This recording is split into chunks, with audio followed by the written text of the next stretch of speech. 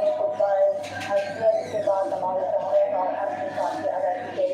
یہ تمام پر براہ راست مناظر آپ دیکھ رہے ہیں. یہاں پر آپ کو بتائیں کہ مسجد میں شیخ ڈاکٹر عمر خان اللہ ایک ہم کی جانب سے خطبہ حج دیا گیا. اس میں کہتے ہیں کہ اللہ تعالیٰ اپنے ساتھ میں واحد ہے. اے نبی صلی اللہ علیہ وآلہ وسلم آپ لوگوں سے کہہ دیجیے کہ آپ کو نبی بنا کر بھیجا ہے. پیغمبر صلی اللہ علیہ وآلہ وسلم کی عزت کرنے والوں نے فلاح پائی ہے. اللہ تعالیٰ نے حضرت محمد مصطفیٰ صلی اللہ علیہ وآلہ وسلم کو رحمت بنا کر بھیجا. ہمیں نبی کریم صلی اللہ علیہ وآلہ وسلم کی پیروی کرنی چاہیے. اللہ فلاح کے ساتھ نجات دیتا ہے. رسول اللہ صلی اللہ علیہ وآلہ وسلم کی اتباع کرنے والوں نے ہمیشہ ہدایت پائی ہے. شیطان کے دھوکے اور وسوسوں سے خود کو محفوظ رکھیں.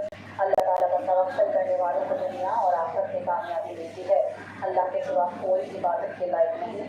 ارکان اسلام کی پیروی میں ہدایت موجود ہے. قرآن میں لوگوں کے لیے ہدایت ہے.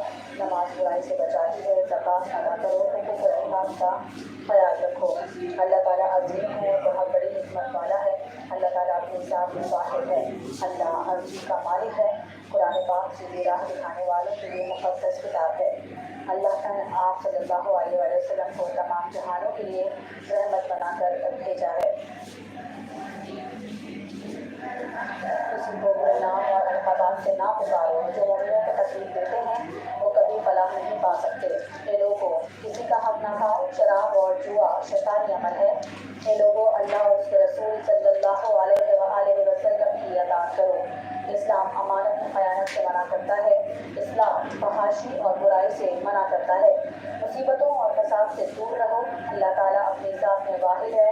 اللہ ہر چیز کا مالک ہے. قرآن پاک سیدھی راہ دکھانے والوں کے لیے مقدس کتاب ہے. اللہ نے آپ صلی اللہ علیہ وآلہ وسلم کو تمام جہانوں کے لیے رحمت بنا کر بھیجا. انسان کو صبر کا راستہ اختیار کرنا چاہیے.